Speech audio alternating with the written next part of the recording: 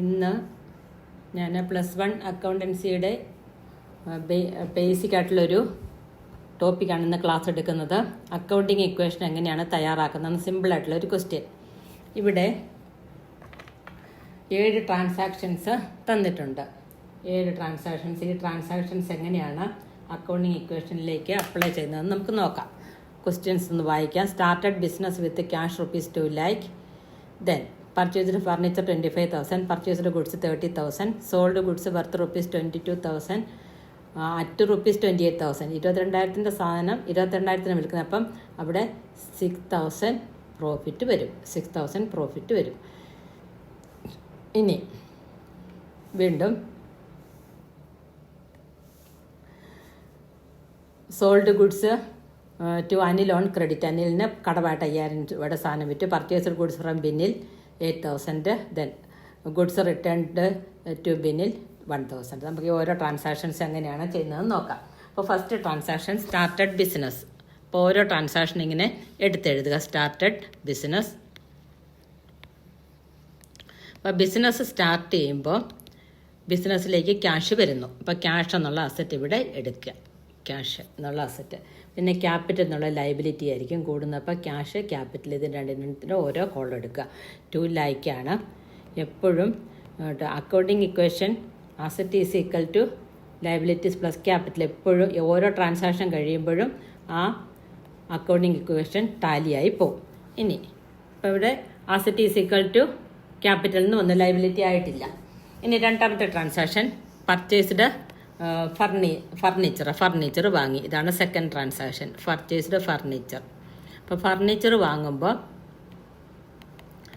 ബിസിനസ്സിൽ നിന്ന് ക്യാഷ് അത്രയും കുറയുകയാണ് ചെയ്യുന്നത്. 25,000 ആണ് ഫർണിച്ചറിൻ്റെ തുക. 25,000 ക്യാഷ് ബിസിനസ്സിൽ നിന്ന് കുറയുന്നു. അപ്പം ക്യാഷിൽ നിന്ന് 25,000 കുറയ്ക്കണം.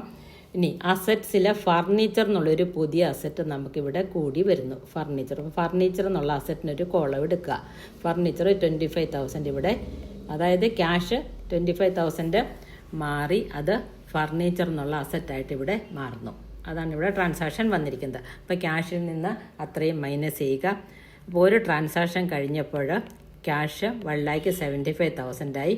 25,000 അത് ഫർണിച്ചറായിട്ട് മാറി. ഇവിടെ ക്യാപിറ്റലിന് മാറ്റമില്ല. ക്യാപിറ്റൽ ഇതിൽ അസറ്റ് രണ്ടും കൂടെ കൂട്ടുമ്പോൾ ക്യാപിറ്റൽ 2 lakh എന്ന് കിട്ടും. ഇനി വീണ്ടും മൂന്നാമത്തെ ട്രാൻസാക്ഷൻ പർച്ചേസ്ഡ് ഗുഡ്സ്. സാധനം വാങ്ങി എന്നുള്ളതാണ് തേർഡ് ട്രാൻസാക്ഷൻ പർച്ചേസ്ഡ് ഗുഡ്സ്. സാധനം വാങ്ങി. അപ്പോൾ ഗുഡ്സ് വാങ്ങുമ്പോൾ അതിനെ പർച്ചേസ് ആയിട്ടാണ് കണക്കാക്കേണ്ടത്. ഇവിടെ സാധനം വാങ്ങുമ്പോൾ അത് സ്റ്റോക്കിലേക്കാണ് പോകുന്നത്. അപ്പോൾ പർച്ചേസ്ഡ് ഗുഡ്സ് 30,000 ആണ്. അന്നേരം അത്രയും ക്യാഷ് കൊടുത്താണ് ഗുഡ്സ് വാങ്ങുന്നത്. അപ്പോൾ ക്യാഷിൽ നിന്ന് അത്രയും സാധനം കുറഞ്ഞു. അത്രയും കുറഞ്ഞു. സാധനമല്ല, അത്രയും ക്യാഷ് കുറഞ്ഞു. സ്റ്റോക്ക് എന്നുള്ളൊരു പുതിയ അസറ്റ് ഇവിടെ നമുക്ക് ഒരു കോളം ക്രിയേറ്റ് ചെയ്യുക. എന്നിട്ട് 30,000 ഇവിടെ സ്റ്റോക്ക് ആയിട്ട് മാറി. അതായത് ക്യാഷ് എന്താക്കി മാറ്റി? സ്റ്റോക്ക് ആയിട്ട്, അതായത് ഗുഡ്സ് ആക്കി മാറ്റി. ഇനി നമുക്ക് അക്കൗണ്ടിങ് ഇക്വേഷൻ ടാലി ആവുന്നുണ്ടോ എന്ന് നോക്കാം. ഓരോന്നും കഴിഞ്ഞ് അക്കൗണ്ടിങ് ഇക്വേഷൻ ടാലി ആവുന്നുണ്ടോ എന്ന് നോക്കണം. അപ്പോൾ 1,75,000 നിന്ന് 30,000 പോയാൽ 1,45,000 വരും. 25,000 ഫർണിച്ചർ, 30,000 സ്റ്റോക്ക്. അപ്പോൾ ഇതെല്ലാം കൂടെ കൂട്ടുമ്പോൾ 2 lakh തന്നെ വരും. Asset is equal to liabilities plus capital എന്നുള്ള എൻട്രി ഇവിടെ വരും. ഇനി നാലാമത്തെ ട്രാൻസാക്ഷൻ സോൾഡ് ഗുഡ്സ് എന്നാണ് പറഞ്ഞിരിക്കുന്നത്. അപ്പോൾ സോൾഡ് ഗുഡ്സ് എന്ന് മാത്രമേ തന്നിട്ടുള്ളെങ്കിൽ അതിൻ്റെ അർത്ഥം അത് ക്യാഷിനാണ് സാധനം വിറ്റതെന്നാണ് അതിൻ്റെ അർത്ഥം. Sold goods. അപ്പം ക്യാഷ് കിട്ടുക ചെയ്യുന്ന അത്രയും 28,000 നമുക്ക് ക്യാഷ് കിട്ടി. 22,000 സാധനമാണ് 28,000 കൊടുക്കുന്നത്. അപ്പോൾ 28,000 ക്യാഷ് കിട്ടി.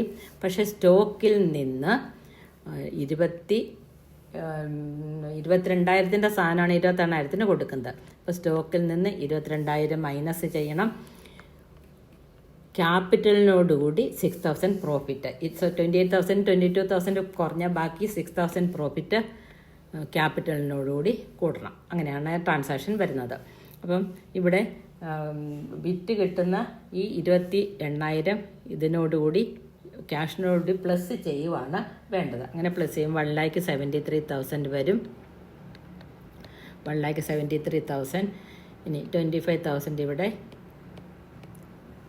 ഫർണിച്ചറിന് മാറ്റമില്ല. ഇതിൽ നിന്ന് സ്റ്റോക്കിൽ നിന്ന് 22,000 കുറയുന്നു. ബാക്കി 8,000 ആണ് ഇനിയിപ്പോൾ ഇവിടെ സ്റ്റോക്ക് ഉള്ളത്.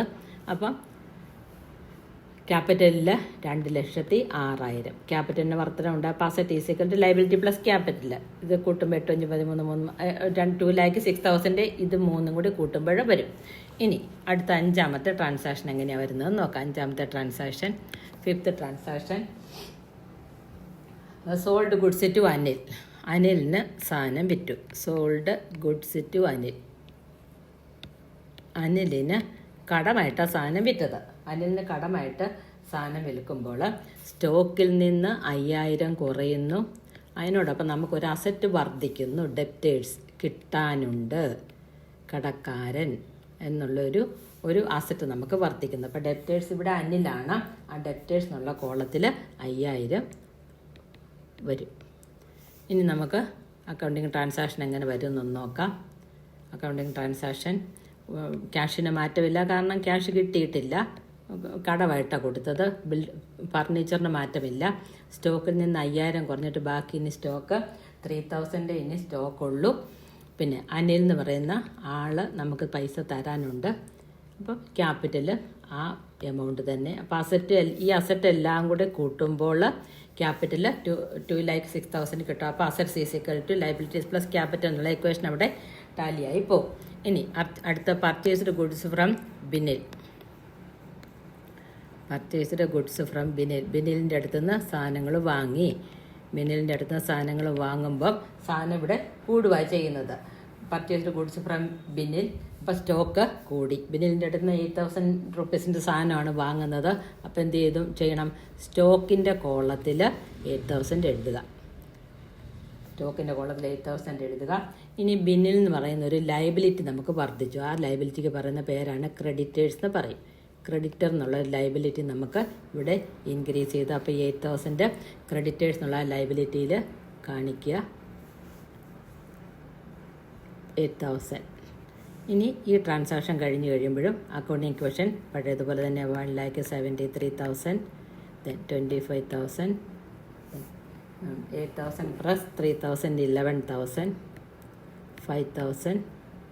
ബിന്നിൽ നിന്നുള്ള ലൈബിലിറ്റിയും കൂടെ കൂടുമ്പം 2,06,000 കിട്ടും. ഇനി 7ാമത്തെ transaction, goods returned from Binil.